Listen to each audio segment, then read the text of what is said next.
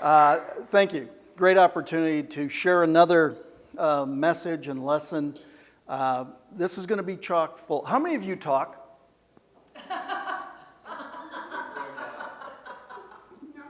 Oh, yeah, I did. Oh, yes, I did. I just said that. So the fact of the matter is, if we talk, if we communicate, wouldn't it make sense to communicate with quality? Yes. Okay. The reality is those are some of the things we're going to talk about here today. Now, you heard it yesterday. I shared an acronym, and one of the reasons I teach with acronyms is because if you can remember the acronym, then you can remember the lesson that goes with it. You tend to be able to communicate it. What was the acronym I used yesterday? Become an asset to everyone you meet. A spontaneous servant every time. Right. See, if you remember asset, you now remember to become a spontaneous servant every time. Well, there's another acronym that you might be interested in. This one's system.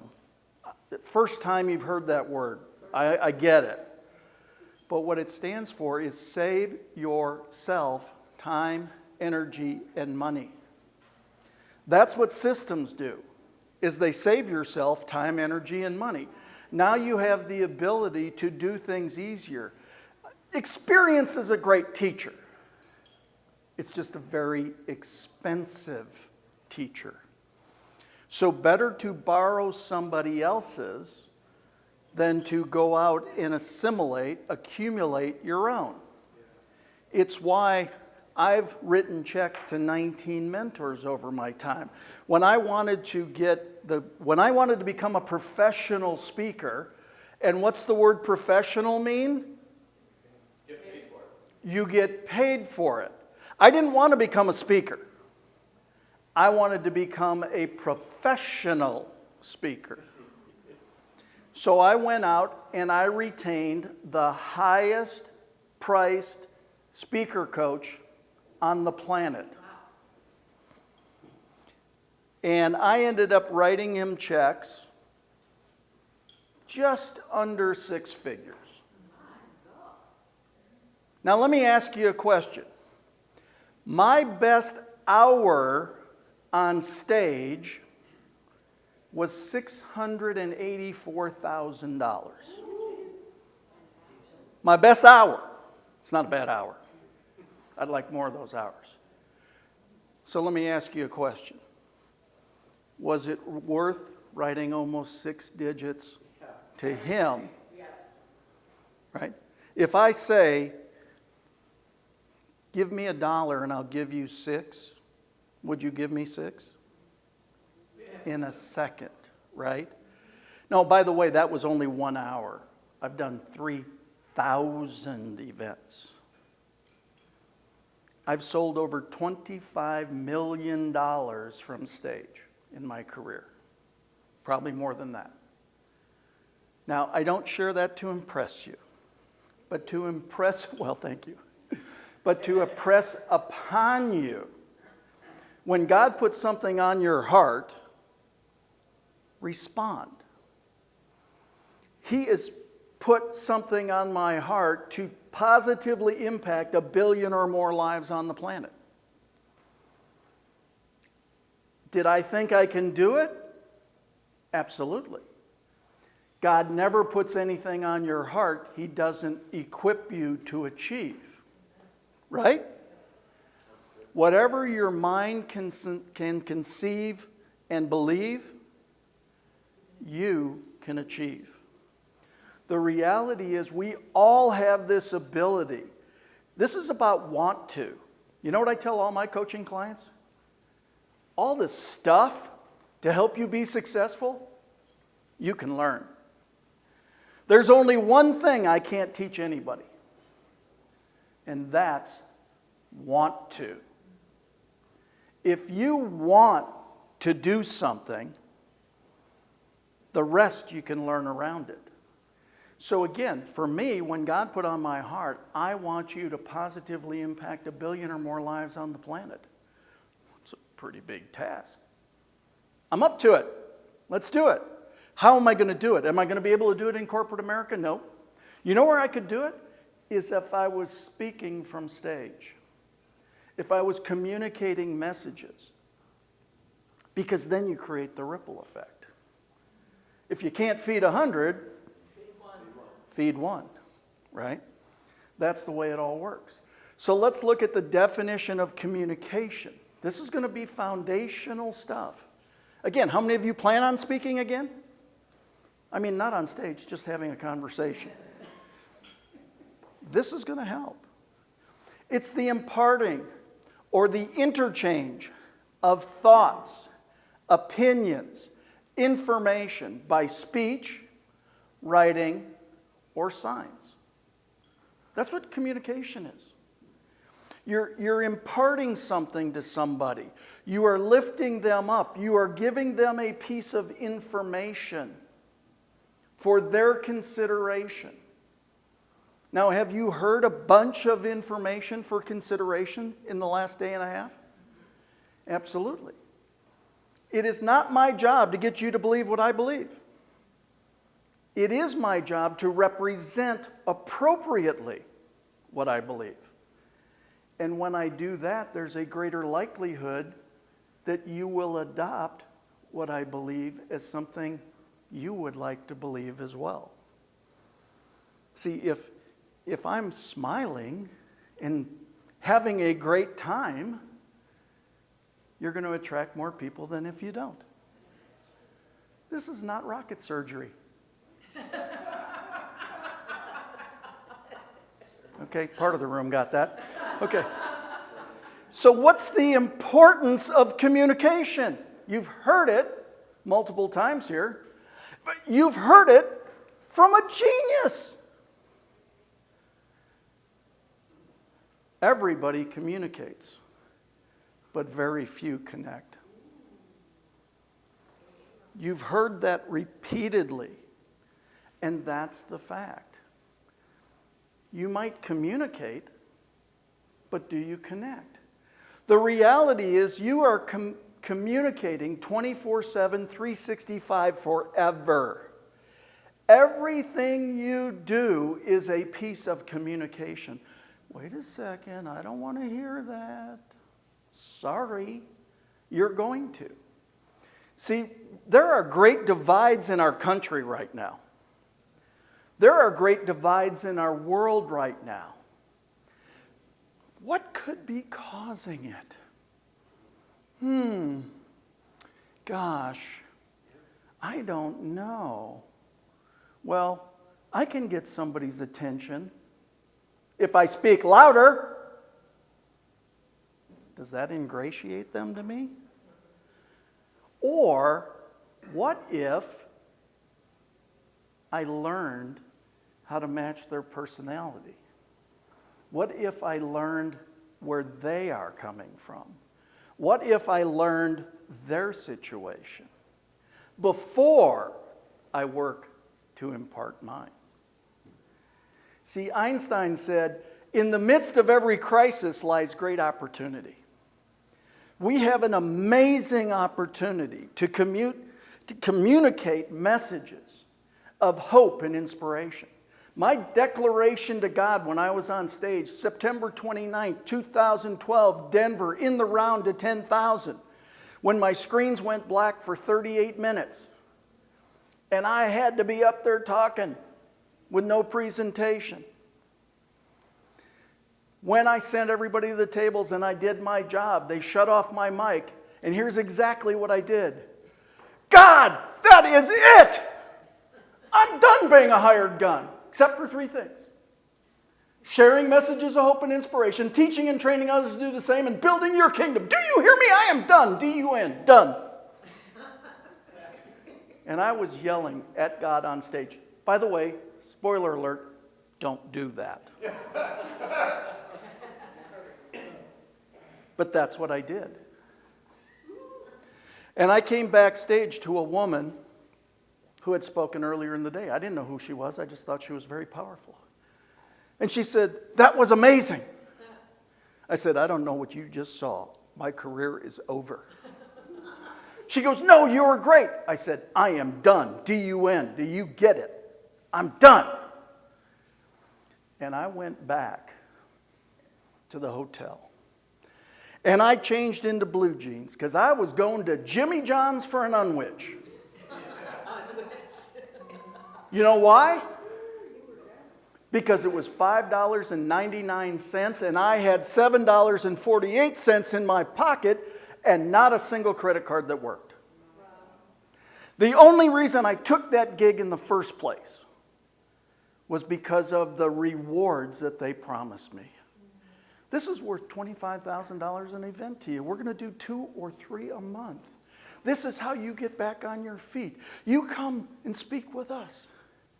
I didn't want to do the talk. God had put a talk on my heart, the trilogy of success, faith, family, and focus. And I said, the only way I will do this talk, if you allow me to modify it, to faith, family, finance. In other words, I'll use part of one of my existing talks. The mission that I've been placed upon.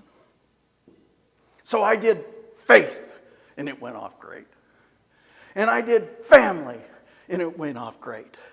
And I clicked finance, and my screens were black for the next 38 minutes. And I'm in the round. There's no place to go. I've got 8 screens. I've got 2 down there, 2 over here, 2 over here, 2 over here, and all of them are black. Do, do, do, do, do, do, do, do, do, do. What you do is what comes out. Now, I share this because when you're communicating, the only person who knew my screens were black was me. I had to keep communicating. I didn't have a choice. How many times are we in a situation where we forget to say something? We don't say something. We don't remember to say something. We say it in the wrong order. And then instead of just going along, we get all upset and we now jumble up the entire message because we're arguing with us. Arguing with God doesn't work. Arguing with you doesn't either. The only one who knows what you are going to say is you. Move it along. In the midst of every crisis lies great opportunity. So we're going to communicate with quality. The quality of your communication determines the quality of your life. It's just the way it is. When you up-level your ability to communicate, you automatically up-level your ability to live. I encourage you to start conversations at a 5th grade level. I don't want to talk down to anybody. You're not. You're talking to somebody at a 5th grade level. You don't know what their level is. See, if I start down here and I share a piece of information and you want more information, what are you going to say? Tell me more. Could you be more technical about that? Could you raise the level of our conversation? But if I go, you don't seem to understand. I've got 15 letters behind my name. I have a MBA, major bank account. I've got a PhD, pilot higher and deeper, right? I've got all these letters. Aren't I fancy? And I go over your head. Here's what you'll do. Uh-huh, uh-huh, uh-huh. Do you want to enroll in our program? Uh-uh. Why not? Well, it just doesn't seem to be right for me. It has nothing to do with that. They don't have a clue what you were talking about. Spoiler alert, they will never embarrass themselves and tell you that. Never. So they'll just say no. Well, did that accomplish what you were there to do? No.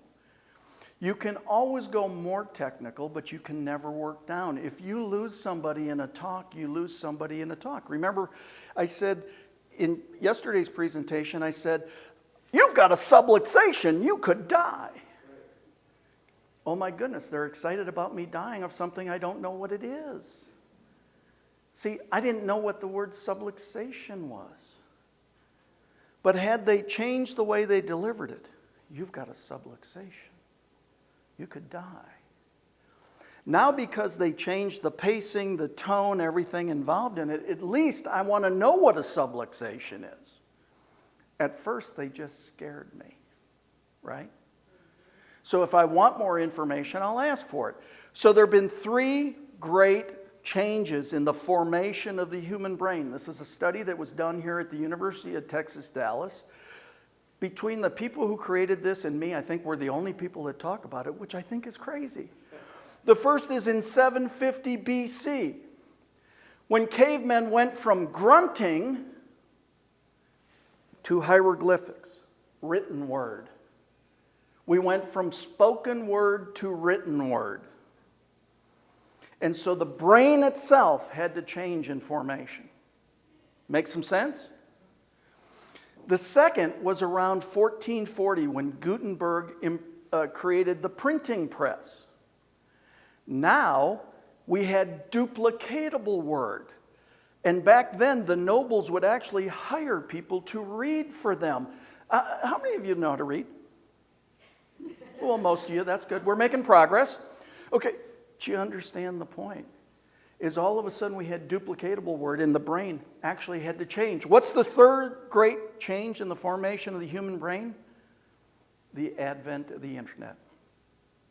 We went from written word and duplicatable word to digital word.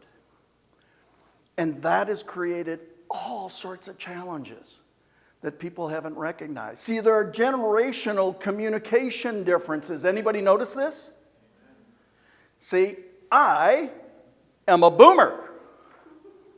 And quite frankly, boomers and the greatest generation were the last generation taught via rote memory. What is rote memory? 1A, 1B, 2A, 2B, 3A, 3B, memorize it, put it in order, lock it in your noggin, carry it with you. We were the last full generations to be taught via rote memory. Then, all of a sudden, we got Gen X and millennials. And they were taught to find knowledge. Not to carry knowledge, to find it. And then, well, there's a couple more generations past that, Z and Alpha, are being taught where to find knowledge. Not being judgmental here, just being factual, let me ask a question or two. If I don't have this with me and I've been taught to find knowledge, where is my knowledge? You don't have it with you. If I'm looking at this and my battery goes dead, what happens to my knowledge? It's lost. And of course, the third one is the kicker. Everything on here is true because it's on the internet, correct? So now you are caught in false knowledge. Okay? These are the facts. Guess what? I'm probably the only guy teaching this. And my next book is about this. Is how do we put the generations together? Here's what's happened. Okay? There's a thing called the pandemic. Anybody ever heard of it? Right? So all of a sudden there's a pandemic. And the boomers and the greatest generations who knew how to talk were immediately encouraged not to talk. Social distancing, 6 feet, get away from everybody, whatever you do, don't talk to anybody. The second the order came down to social distance, I put a video out every place I could that said, I absolutely refuse to social distance. Why? Because we are human beings, we are social beings, we are designed to be social with one another. If in fact, physical distancing, being 6 feet apart or more, is what is recommended to be safe from a health standpoint, I will physical distance all day long. But I refuse to social distance. As a matter of fact, I'm going to make it a challenge for anybody who sees this video. Let's up our social game. Please give me a call as soon as you can. And I started talking to more people. Okay, that's the boomer effect. Well, now you've got the millennials and the Gen Xers who are finding knowledge. And so they're finding all this absolutely not true knowledge on their knowledge source. And they're starting to believe it because that's the way they gain knowledge. Not their fault. It's the way we trained them.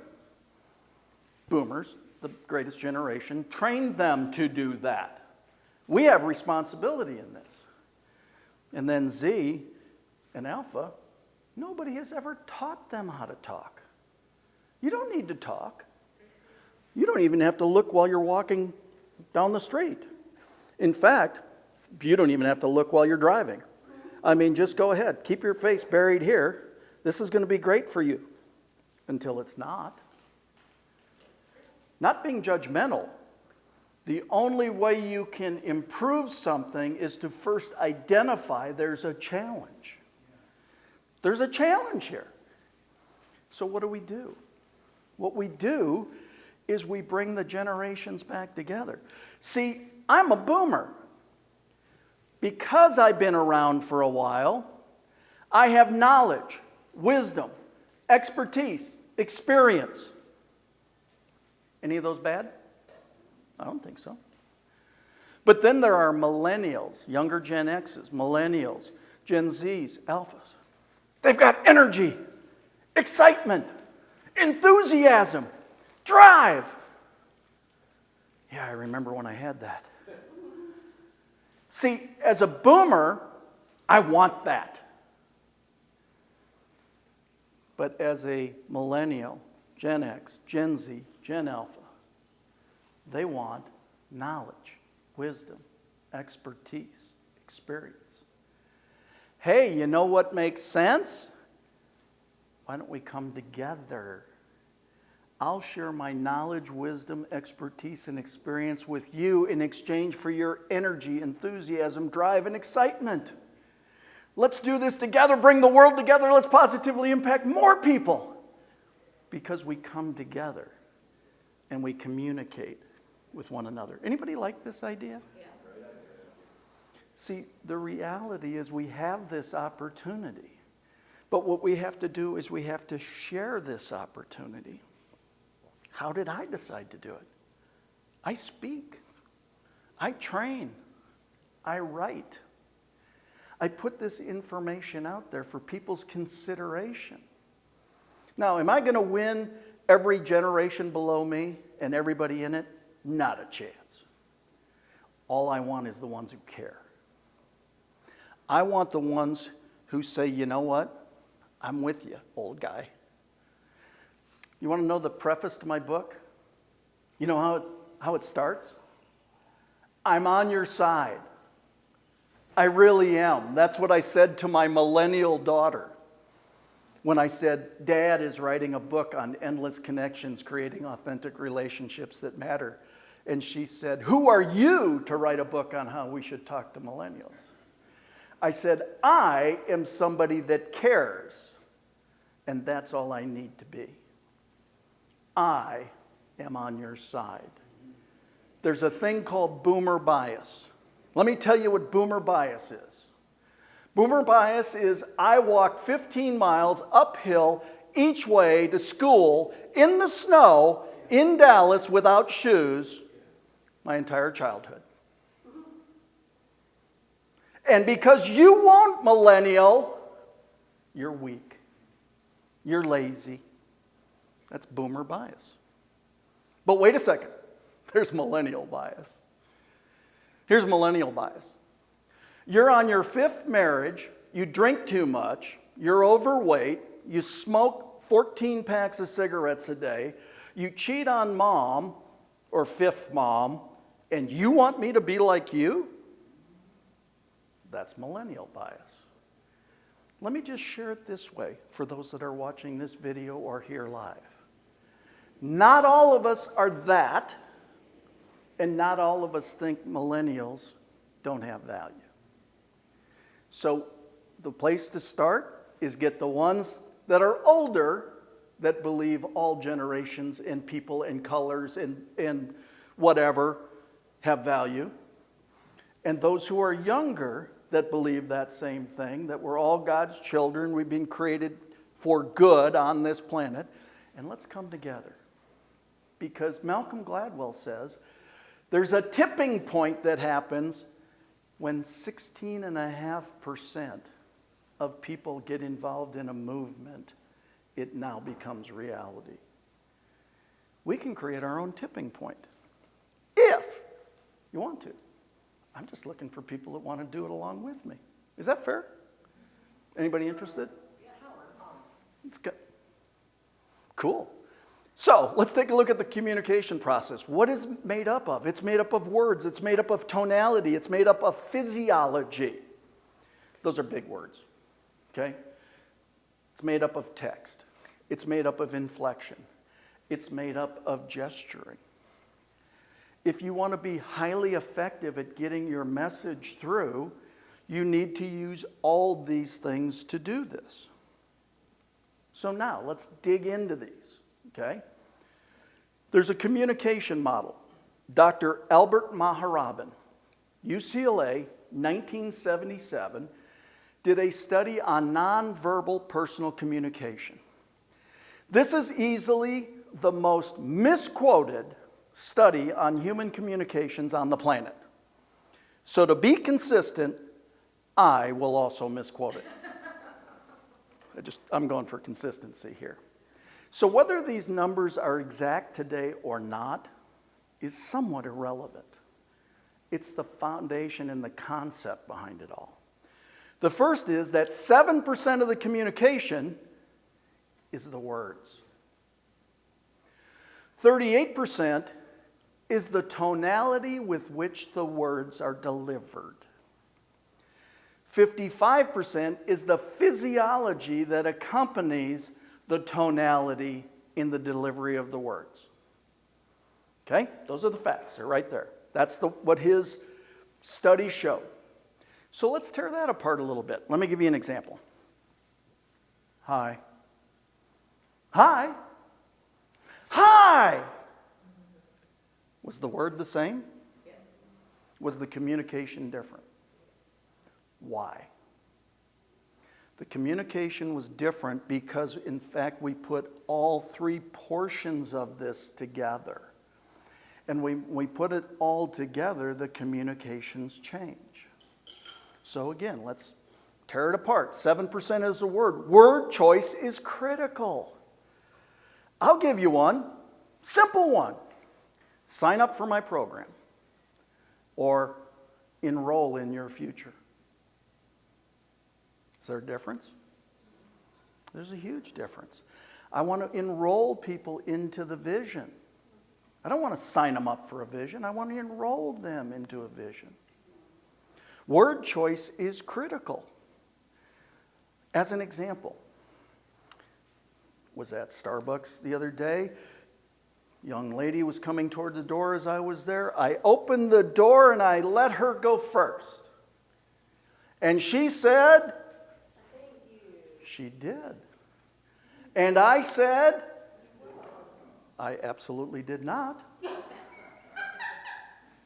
I said, "It's my honor. It's a pleasure." Now, is "you're welcome" appropriate? Yes. Does it differentiate me? No. It's what everybody says or what most people say in that situation. So I want to differentiate myself. It's an honor to be here. If you look at my Facebook post from a little while ago, it was the picture of me through the camera yesterday that said, I had the honor to present at the Crack Your Growth Code Legacy Leadership Academy's Crack Your Growth Code event. and I presented on so more with less effort. And I showed the picture going through the camera. Why did I do that? A lot of reasons. Aaron is gracious enough to allow me to be here to share it with y'all. Shouldn't I be grateful for that?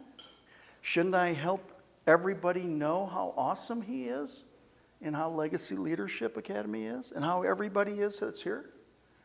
See, we can't speak to those who aren't here. We can only speak to those that are. And that's what becomes important in all this. Use simple language. Again, this is not talking over anybody's head. If you're a PhD, congratulations, God bless you. If you're an MBA, PhD, all this different stuff, congratulations. But talk above people. Say, you know what? I went and I got my doctorate, and the reason I did is because I wanted to be armed to serve you. It's always about them. Always. Avoid using slang. We had this conversation earlier, which is why I added it to the presentation. Who knows the slang that you're talking? The person who says it. So now I talk slang to somebody, and they don't understand what I'm saying, or they can misconstrue because now they have to interpret what I'm saying because I'm cool. Aren't I cool? I can use all sorts of slang. If you ever really want to change the impression in your words, I encourage you, when you go back home, take 30 days worth of emails. And I want you to circle in your emails how many times you say I, me, my, and mine. And now go back to that same email and replace those words with you and yours. So let me give you an example. Today, I will teach you. Today, you will learn. Which do you prefer? You. People always want it to be about them. Period. End of conversation. This never changes. So talk from an others orientation. You've done such an amazing job here. And you have. Thank you for introducing me with such grace. Right? In other words, we take and we subordinate ourselves in our conversation. Anybody, is this making some sense? Yes. Cool. Word choice is critical. I'm a financial advisor for, somebody says, what is it you do? I'm a financial advisor for XYZ, or I help people like you and families like yours enjoy life fully. Is that a different answer? You are not what it says on your card. Yes, I am a speaker, a trainer, an author, a coach, a consultant, a media host, a dog walker. I mean, yes. What am I really? When people ask me, I say, I help people help people. Scott, what is it you do? Well, I help people help people. How do you do that? Very well, thank you. Have I told you what my title is yet? Do you know why? Because you don't really care anyway. And when I say very well, thank you, you all chuckled. Appropriate, by the way. Because what it does is it creates curiosity. You know what we've lost in communication? Creating curiosity. We've got that urge to purge. We want to show up and throw up. Here we are. Let me tell you how smart I am and everything I know. They don't care how much you know until they know how much you care. So when people say, I help people, and they say, how do you do that? I say, very well, thank you. And they say, no, what do you do? I said, well, really, I'm a quality of life merchant.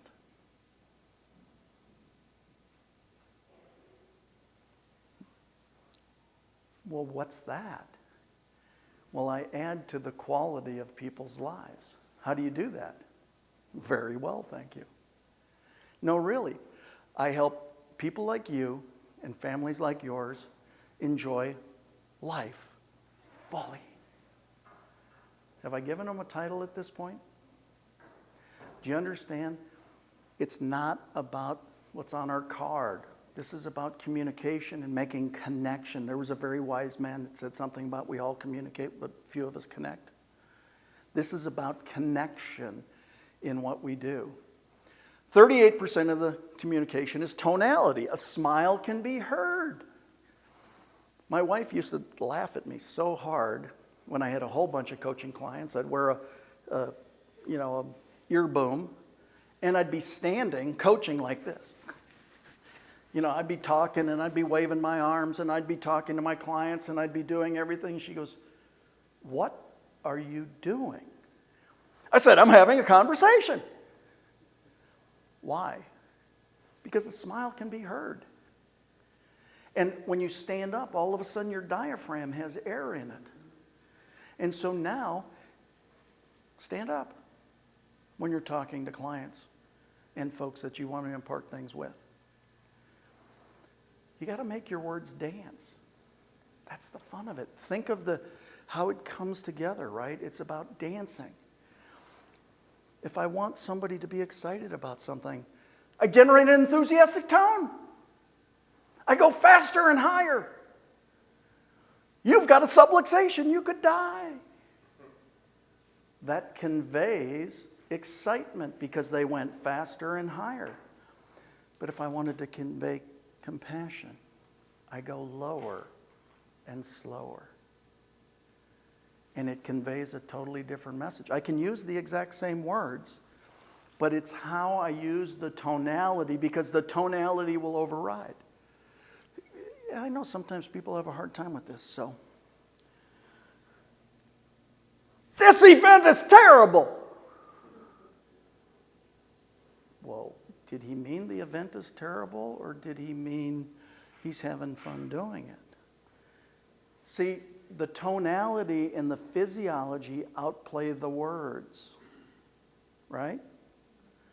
Again, just to go back to words for a second, because I just thought of this. The reason emojis were created is because people stopped even using full words. Because there were only 140 characters, we had to not even use the full words. My daughter's a millennial. When she said, "Dad, I'm with my BFF," that's best friend forever, right? I'm a boomer. When I said BFF, it's best friend fell. Right? We don't even use and then we wonder why our communication isn't accurate. My mother-in-law, 93 years old, there's all these disasters go on, and she goes, "Oh, it's so bad to see these disasters, LOL." And my wife goes, "Mommy, you're being so insensitive. What are you doing? There are all these disasters, LOL, laugh out loud?" She goes, "I thought it was lots of love." And we wonder why communications is jacked up right now. We're relying on other people to add meaning to the communication. Tonality, if I say, "Hey, I'm really sorry that this event didn't work out to the levels that it was first designed. Better luck to us next time. It'll be great." But if somebody has just kicked their dog, they're in a bad mood, and they go, "Sorry it didn't work out the way we thought it was going to. We tried hard. Better luck next time." How did I learn this? I sent an email just like that. "Hey, sorry the deal we were working on didn't work out. I know we tried hard. Better luck to us next time." Didn't hear from this person. I called him and I said, "Dude, did you get my email?" He said, "I got your sarcastic email." I said, "I didn't type you a sarcastic email." He said, "Let me pull it up. Sorry it didn't work.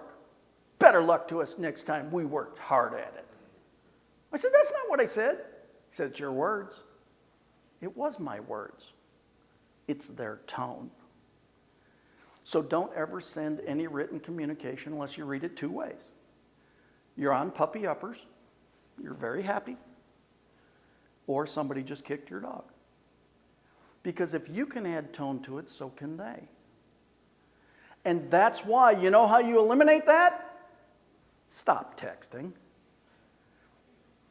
This, spoiler alert, is a phone.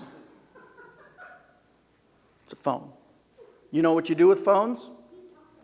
You talk to people. You know why you talk to people? To communicate accurately and clearly. But I don't like to talk on the phone. Get over it.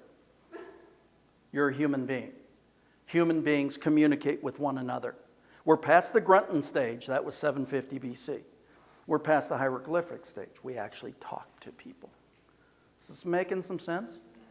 Is this helpful? Cool.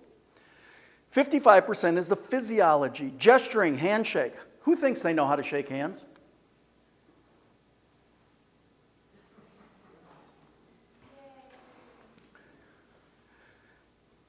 Shake my hand. Okay. Anybody notice anything? What's that? No. Do it again. Everybody watch. Anybody notice anything? Okay. So, she came in very direct, straight up, right? She did almost match her feet up, but she left one foot slightly behind. It's great to meet you. Your body language actually showed, no, come here. Your body language, so here's what you do. Your arm is, your elbow's slightly ahead, 45. Wait a second, why is it at 45? Because I subordinate. It's about them, it's not about me. So if I step in, I subordinate, I let you take it, I square my feet up, I now look in your left eye. Okay. The reason I look in your left eye is because I make connection with the emotional side of your brain. I switch over to the right eye and I say, hi, my name's Scott and yours is? Rayma. Rayma, great to meet you. Nice to meet you. Now, have you ever seen anybody do this? Come on in.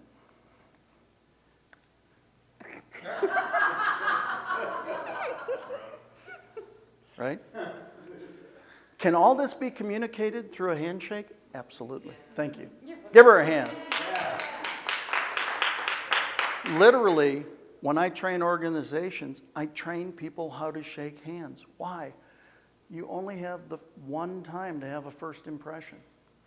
If I come in and I subordinate and I square up and I look them square in the eye and I smile, I let them take control. Why? I'm working to create a relationship. Let's go back to yesterday. Know, like, and trust. If they don't know me, they don't like me. If they don't like me, they don't trust me. We have to develop trust. How do I get them to do it quicker? I subordinate. Well, that's not very manly. Your opinion. God bless you. It's not my opinion. My opinion is I'm here to be of service. I prove it by my body position and everything I do. Physical demonstration. If you have a product or have something that can be demonstrated physically, do it. Why do car dealers put people in test drives? Physical demonstration of the product. They get to feel it. With chiropractors, I would have them get an 8-pound shot put. Why would I have them get an 8-pound shot put? The average head weighs 7 to 9 pounds. So now if you take an 8-pound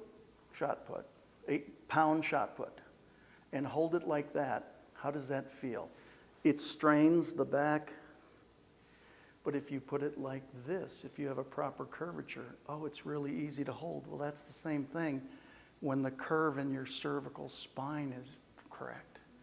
Your head is actually back. It's much easier on the rest of the systems in the body. They could demonstrate to patients the feeling of their head falling forward. You ever seen anybody like this? Physical demonstration. And if you're happy, tell your face. Seriously. If you're happy, have fun doing this. Tell your face. Because you are the biggest piece of physiology anybody will ever see. You come to an event like this, you don't think it's important on how you dress. You're it. They're meeting you for the first time. You got your Sunday go to meeting on? Or do you have, hey, I'm going to be comfortable because I am cool. This is the way I show up wherever I show up. Good. You're not going to do business with a certain group of people. They're not going to respect you because you've taken down that path. Always dress one level above your crowd, because you can always come back down again. But if you want to be respected and looked at differently, then be respected and look differently. Make sense? So why is this valuable when we create our communications and our relationships?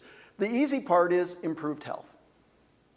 If you can communicate easier, ultimately there's less stress in your life, and therefore things go away. You'll have better problem-solving ability. You'll come to greater agreement sooner with people.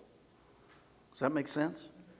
I mean, we've had a time in our world lately, and I've taught on this many times over this last period of time. We've been diametrically opposed. That means 180 degrees. I don't like you. Well, I hate you. Where do you go from there? It's really hard. But if you say, you know what? My task as a trainer, a speaker, a father, a husband, is do everything I can possibly do to return respect, honor, and dignity to the planet. Respect is how I teach you, how I treat you.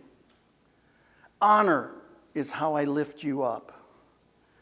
And when that is done appropriately, we both experience dignity. That's my platform, is to return respect, honor, and dignity to the planet. Is get people being able to communicate again. How do you do that? We have to talk. Well, I don't agree with you. Cool. I respect the fact that you don't agree with me. Help me understand why. One of the questions that I started with my clients is I started saying, you know, when you really found yourself diametrically opposed, as opposed to trying to respond to it, ask one question.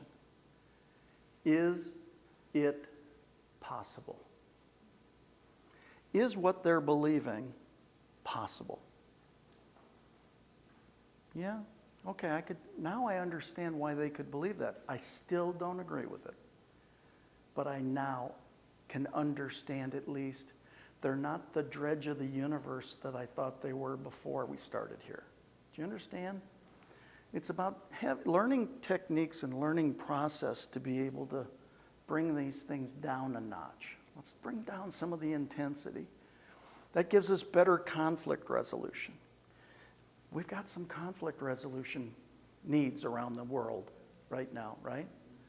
We've got to get people to talk to one another. Isn't it amazing? All sorts of missiles and guns and stuff get fired in the Middle East, and then all of a sudden some people start talking to each other. Well, somehow that conversation caused things to de-escalate and things to improve, right? That's all done through communications. We have better work environments when we communicate better.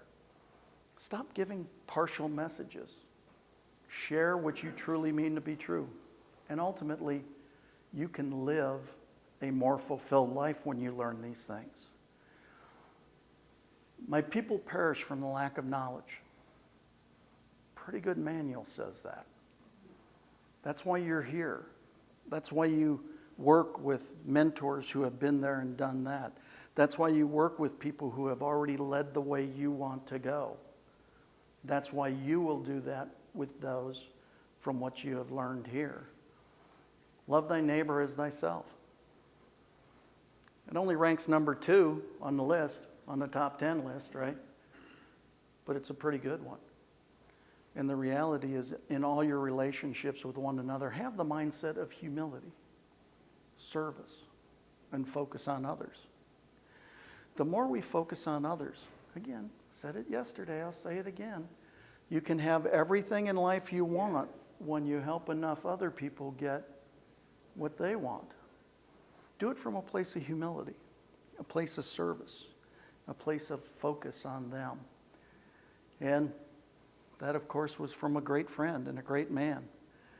And I shared with you about the lunch that we had. Well, this was actually, as we were leaving, we took a number of pictures. And just before we were ready to go, Zig leaned in and he goes, "Scott, can I share something with you?" "Yeah, you're Zig Ziglar." He said, "If you're ever discouraged or lack the encouragement you need, always know, at least at one point, even Moses was a basket case."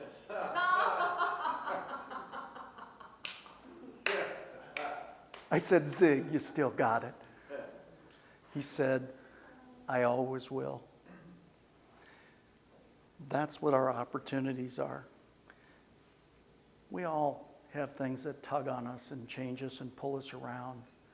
We also all have the choice to make different decisions from this point forward. Thank you for being here for these 2 days. Tomorrow will be another awesome day. Thank you for the opportunity to share. God bless.